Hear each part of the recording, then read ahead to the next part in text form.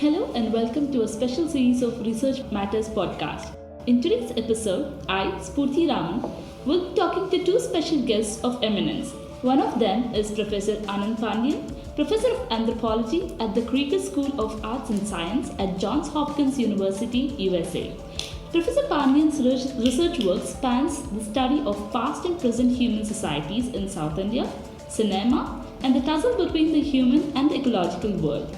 In his 2 decades-long research career as an anthropologist, Professor Pandian has been a recipient of numerous awards and recognition, with the most recent being the Infosys Prize 2019 in Social Sciences category. Professor Pandian, congratulations on this honor and welcome to this episode of Research Matters podcast. Thank you so much. It's lovely to be here. Thank you. We are also delighted to have with us Professor Kaushik Basu, Professor of Economics and the CMARCS Professor of International Studies at Cornell University, USA. In the past, Professor Basu has also served as the Chief Economist and Senior Vice President at the World Bank. Professor Basu also chairs the jury of the Infosys Prize in the Social Sciences category. Thank you, sir. Wishing you a warm welcome to this episode of Research Matters podcast. Thank you very, very much. Pleasure to be here. So let me start off this episode with a question to Professor Pandian. So your field of research, anthropology, is the study of humans, human behavior and the dynamics involved in human societies. In this broad area, where specifically does your research fit in? Well, I am a cultural anthropologist, which means that I think very particularly about human culture, human society, and the ways that culture and society shape what it is that individual human beings do. I focus in my research on India, and in particular South India, more specifically Tamil Nadu, for most of my work. And thematically, I have been thinking especially about environmental and ecological questions, that is to say, relationships between human societies and the larger non-human world in which our cultural and social lives unfold. Thank you, sir. That was very informative. And just passing it on to Professor Basu, could you help our listeners understand the importance of Professor Pandian's work in this broader field of social sciences? So, how is it important? What are the implications? And how much of an influence does his work have on the broader field of social sciences? Anand Pandian's work is very broad. It's the scope that, as the jury, when we were looking at the work, it's done very differently. This is social sciences across the fields have very different methodology, so we have to be sensitive to this. But on the one hand, ecological concerns. On the other hand, the intertwining of the human mind with this larger ecology. Plain simple work, life, sense of ethics of the cultivators. The whole range is huge, and what we felt, and since this was a very diverse jury, is at one level it is very foundational work beneath all the social sciences. In economics, we wouldn't really look at these things, but they are underlying the discipline. So our view was that his work at a certain level spans the social sciences, so it was, when we reached the conclusion, it was an easy conclusion to give him the award. Professor Pandian, one of the fields of your study, as Professor Basu mentioned, is ecology and human interaction with ecology. Your profile mentions that you talk about the tension between the sphere of human aspirations and ecological horizons. How do you explain human aspirations? What kind of aspirations are you studying, we as humans have? It's a difficult question, isn't it? Because in a sense, the answer to that question is everywhere around us. We're sitting at a table in a rather opulent hotel in this beautiful colonial era compound that is nestled within a bustling, booming metropolis whose noise we can actually hear through the window. So the challenge of coming to terms with something like human aspiration is that it is so manifold and so deeply structured into so much of the environments that we live and work and pass through that it becomes very difficult to begin to kind of pin down what exactly one might ask and who might one ask that too. The way we work as anthropologists is as storytellers. What we try to do as anthropologists is to pick up kernels of interest and concern from individual lives, from people living and working in a particular situation, and to try to spin some larger significance from the vantage point of those very particular situations. And the hope is that with sufficient attention, with sufficient curiosity, with sufficient imagination of the scope that is at stake in any one particular situation, we can actually reach some of that range that Professor Basu was speaking of a second ago. That's interesting. And again, when you talk about ecological horizons and the ecological consequences we are seeing of late in the world, case in point is the warming climate. That's right. And extreme weather events, glacial melting, you have rising sea levels, which is sinking Venice and towns like that. All of this are affecting humans, of course, in addition to other life forms. In your opinion, how did we as humans manage to get to this pathetic situation? And what do you make of from an anthropological lens of this mess that we have created for ourselves, knowing that these are situations we will face in the future if we continue to degrade our environment? Well, circumstances have come to the point where many observers are inclined to call the present era by the name of the Anthropocene. That is to say, to actually imagine the present moment as an era of global human ecological dominion. Which is to say that whatever it is that we face now has about it a kind of grand scale, connected up with so many phenomena of interconnected scales and magnitudes structured into our economies, our politics, the different forms of social life that people pursue in different places. All of these things have histories. They build on prior legacies. One could easily and importantly make the case that the colonial era in particular had a great deal to do with the rise of particular forms of modern life that carry with them the forms of ecological entailment that you're speaking of. But I think at the same time it's important to emphasize that while it is the case that we, in a sense, share a certain kind of fate as human beings, responsibility for that condition is quite unevenly distributed. You take something so concrete as a carbon footprint, it can vary 50 or 100-fold depending on where one is in the world or even in a particular country. And so we ought to be very careful about overgeneralizing and assuming that simply because we find ourselves in a predicament of this scale, that all of us are somehow equally responsible. And indeed, so much of the impasse around action for the climate and really many other transboundary ecological concerns has to do with the unequal distribution of responsibility and the unwillingness that our political actors often have in acknowledging that inequality and taking responsibility for the scale of what has happened. Absolutely. Can I add a word to this? Yes, please. When you ask how have we got to this predicament, what is quite striking is, in the past, human beings have got to similar predicaments when the Indus Valley civilization, say roughly 1800 BC, they were using water in a way which was not viable for them. There was an existential threat.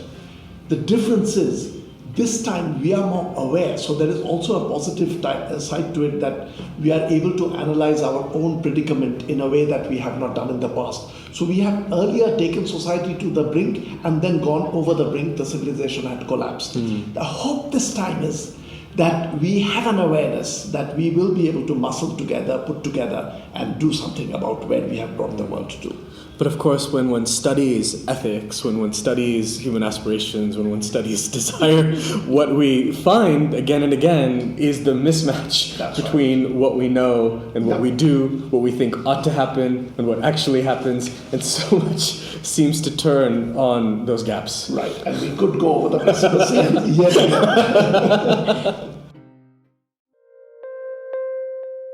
I think I'll just elaborate or a little have a follow-up question on what you just mentioned, the good and the bad, the sense of morality. In the discourse that we've been seeing, not just with respect to just the environment, but then a greater part of what is happening in the world, there is something that is being enforced in terms of morality, saying that okay, this is good and this is not so good. In the field of anthropology, how do you define morality? Is there a sense of it at all? Do we as humans recognize the good things that we've done versus the bad things we are doing? And if it does, is there a broader narrative that we get carried away with, saying that okay, this is good because there is a narrative about it? I think with the sphere of morality and ethics, as with many other spheres of human life, there's a temptation to overgeneralize and to abstract from the actual complexity of life. So with morality, for example, it's very easy to kind of fall back on certain principles. Well, this is what's right and that's what's wrong.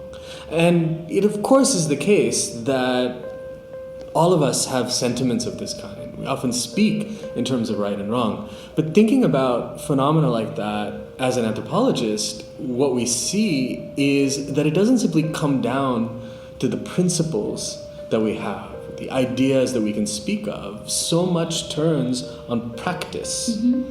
It's one thing to say that climate change is terrible.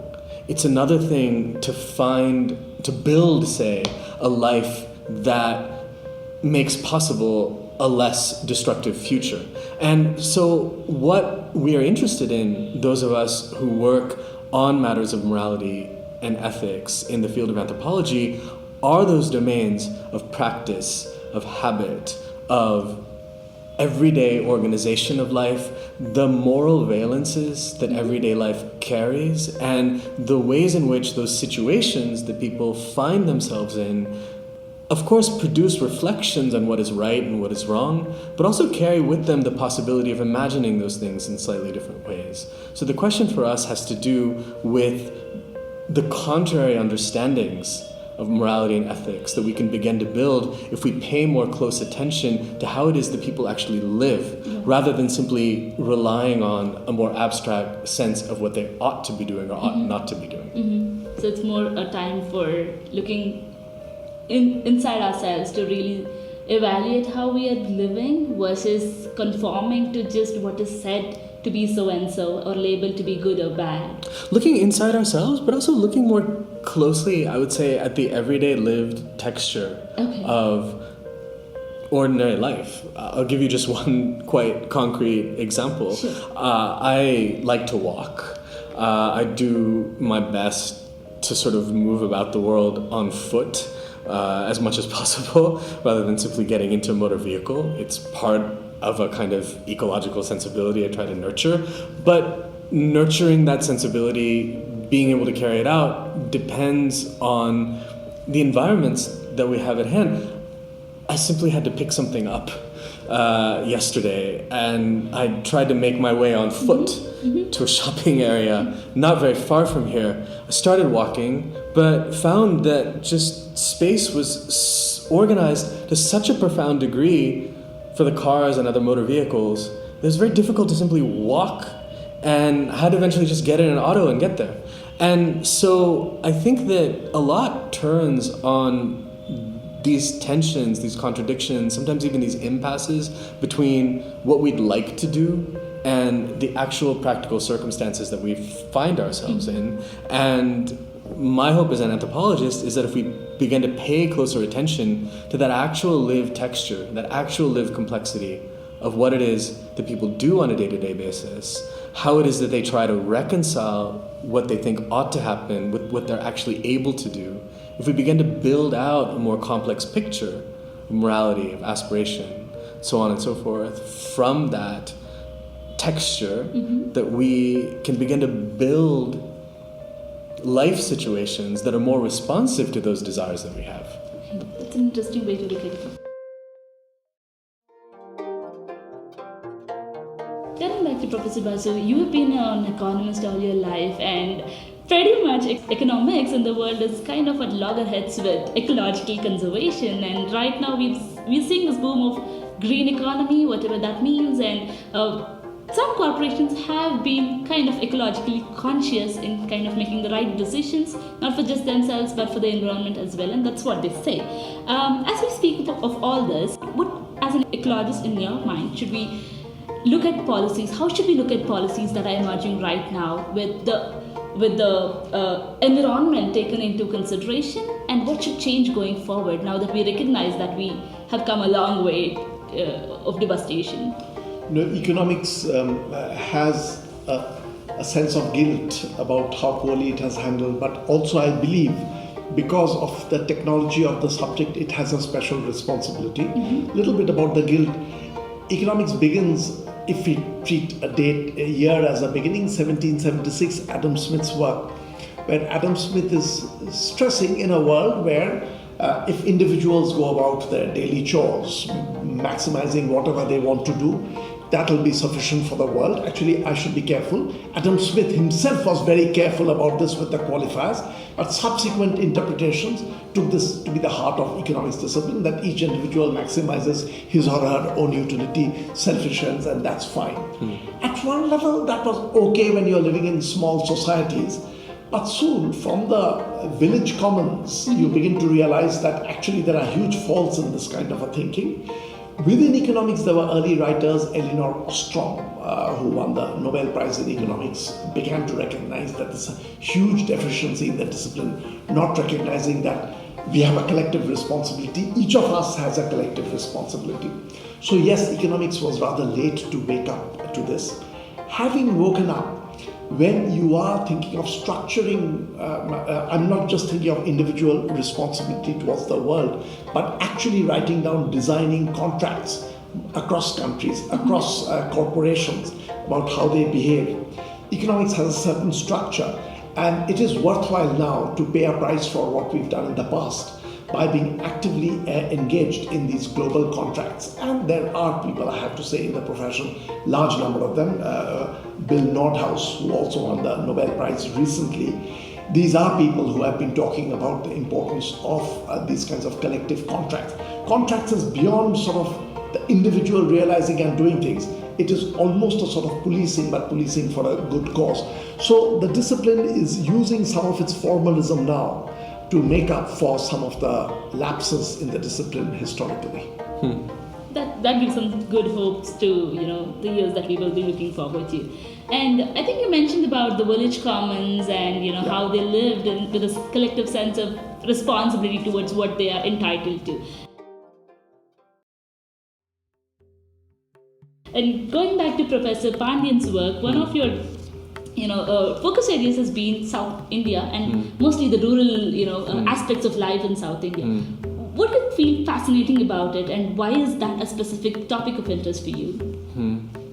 Well, I think it relates in a very important way to what Professor Basu was speaking of just a second ago, the difficulty that we sometimes have with our modes of analysis in thinking beyond the individual. That is to say, so much of the analytical infrastructure that we have at our disposal in the social sciences begins with the presumption that people act in the world as discrete individuals, when of course it's never the case that we do. And the question then is how to arrive at a more carefully textured sense of how it is that action arises out of a shared milieu, whether it has to do with common property resources or simply forms of human action that are undertaken in concert with others in a community or a society.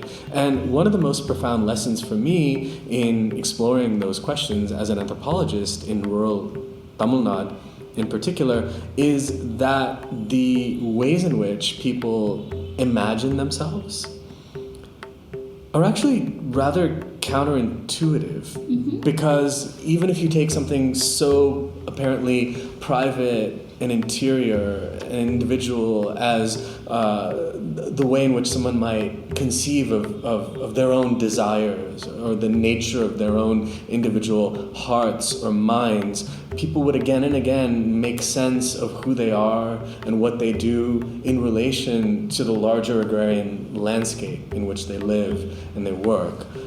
I gave an example in a lecture that I gave here yesterday afternoon of an elderly cultivator that I got to know very well when I was doing my fieldwork for my dissertation and my first book in a village in southern Tamil Nadu, who told me one day in a more philosophical mood that what happens in our minds or our hearts is that this is where our thoughts ripen. Mm-hmm. And it was actually quite interesting for me to hear him speak of how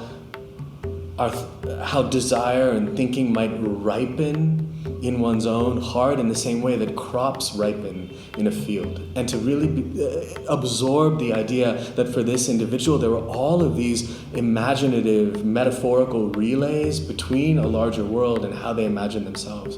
What I'm trying to say is that when one pays attention to that actual emotional texture of people's lives in places like this, we find that the idea of the individual is actually very artificial. Mm-hmm. And the people are actually almost distributed in the landscape in a very deep and profound way. And it actually gives us resources with which to wrestle with some of the problems that Professor Basu was speaking of, that have to do with reorienting our analytics on a more collective terrain. Is this something that we as urban dwellers have lost in, being through the process of modernization, urbanization? Is there something that is very typical or unique to people who live in commons, like in small villages and collectives like that? Well, I think that it's tempting to think that that's the case, mm-hmm. but my feeling as an anthropologist is that never does actually go away, because whatever it is that we do, we may think of ourselves as individuals, but everything that we do, even as individuals, depends on a larger ecology of relationships and of materials and of other people and other non-human beings that we're always caught up in, whether we acknowledge that or not. This lesson came to me quite profoundly with later research that I was doing in the milieu of Tamil cinema, working with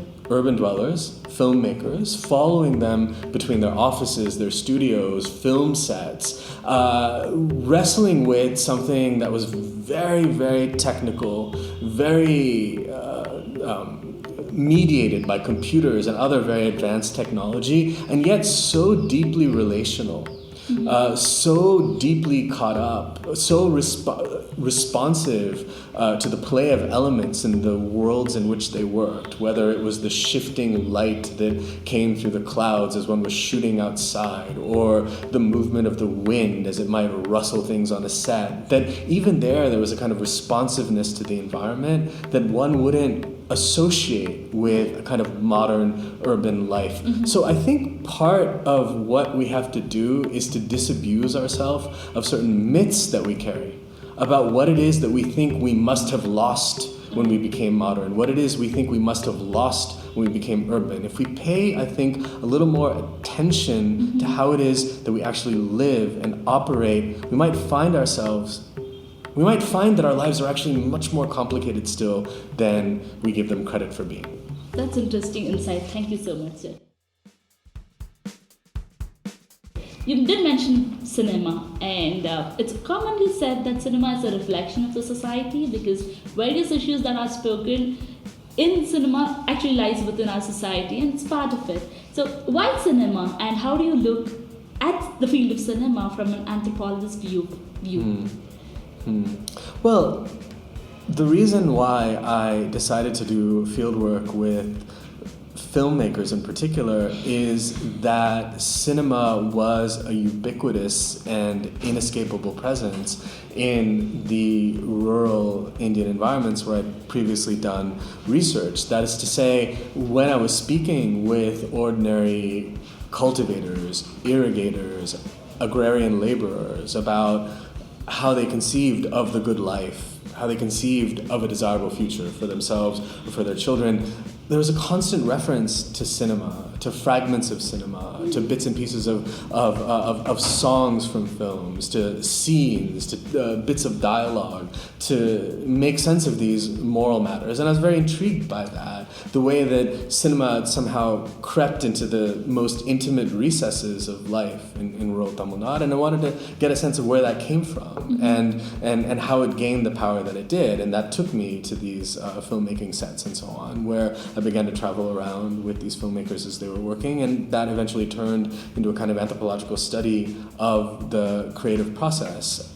It is the case that whether one is speaking of cinema or websites or podcasts, even like the one that we're doing right now, mediation is a ubiquitous feature of our contemporary life. There is no unmediated relationship that we have to the world. Even when we speak of nature and the environment, whatever we imagine and conceive with regard to those topics is still mediated by images that we see, by clips that we see, by the imagination that they provoke. So we have to wrestle with that. We have to wrestle with the intense and overwhelming way in which this world of mediated content is such a pervasive overlay in our modern experience that it's very difficult to even imagine what lies beyond it. And so I think we have to wrestle with that somehow. This is actually fascinating to me because when we were reading your work, I was very intrigued by your work relating to the cinema. From my sketchy reading of anthropology, I don't know of anyone else who's done it. Is there another anthropologist who's done this kind of work? There's an anthropology of media. There's an anthropology of cultural production. Yes. And even within the anthropological work on cinema, which is mostly about spectators and spectatorship, there's a small body of scholarship on production, on cinematic production in particular. So there are others, and you know, we always follow in the footsteps of others. I think the maybe one thing that differentiates that book that I wrote is that the interest that motivates that particular book, Real World, has not only to do with cinema as such, but creative process and the relationship between cinema and other creative arts that include writing. So what I think made that work rather unusual is that I really asked myself, if I am doing this anthropological work on a creative process like filmmaking, how will I do justice to that creativity in the writing itself? What will I do rather than simply say they did this and then they did that and this is what I think it means? Can I convey something of that uncertainty, that openness, that sense of absolute, sometimes fearsome uncertainty as to what would happen with a given production? How do I convey that to a reader? And so eventually that particular book became a kind of meditation in the space between cinema and creative nonfiction. And I think that might be something that's a little more unusual with regard.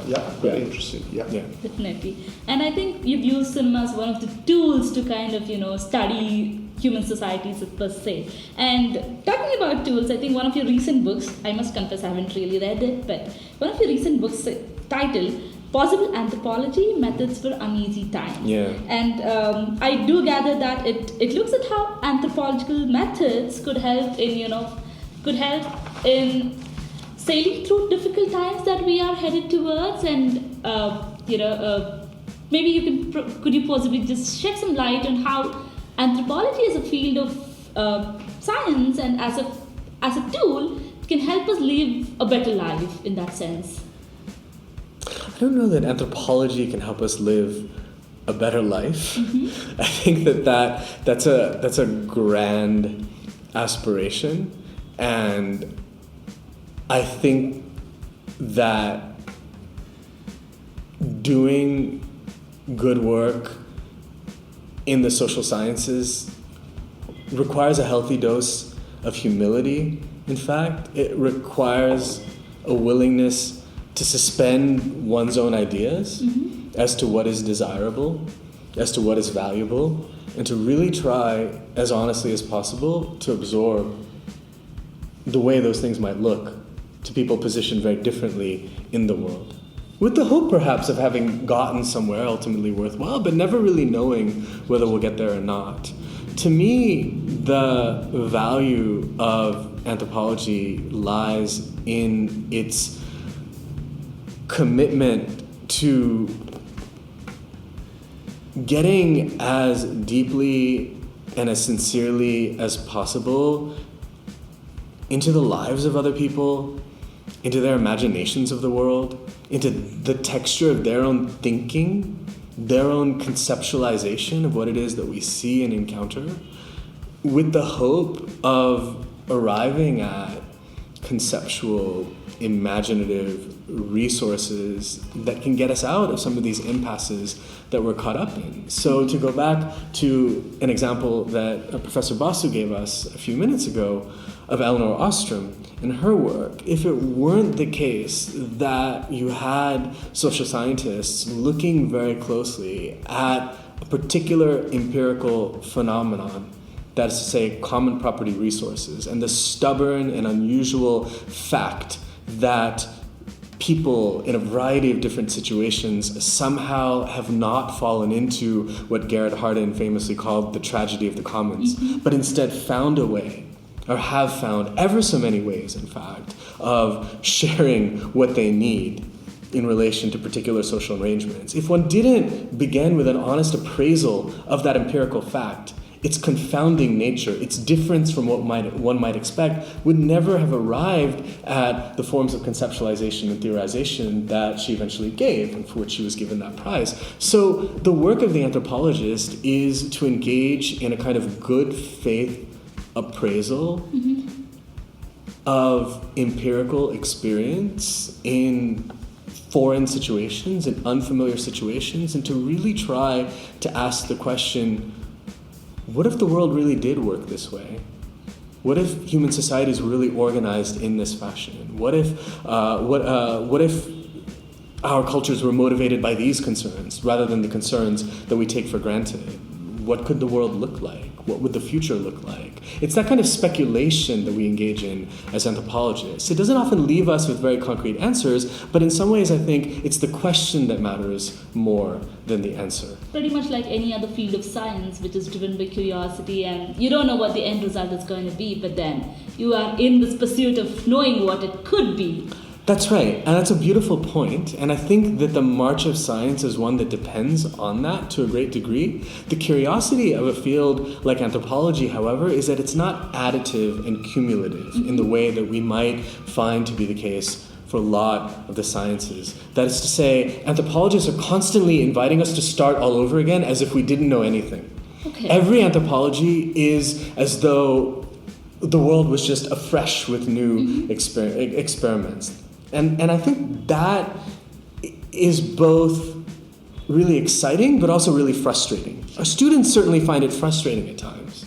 Right? Why am I going through all these strange... why do I really need to think of everything all over again in this other way? But it's that capacity to reimagine everything all over again from some other radically different standpoint that we seek to cultivate and nurture as anthropologists. And it's that imaginative art, I think, that one could use a bit more of in a world that appears to be caught in impasses of one kind or another. And this is part of what I talk about in that particular book. Thank you so much, Professor Pandian. This is really, I think, provides a lot of insights into what the field of anthropology entails, when one looks into it, especially for our listeners who may not really be familiar with the subject. This is a great insight. Thank you.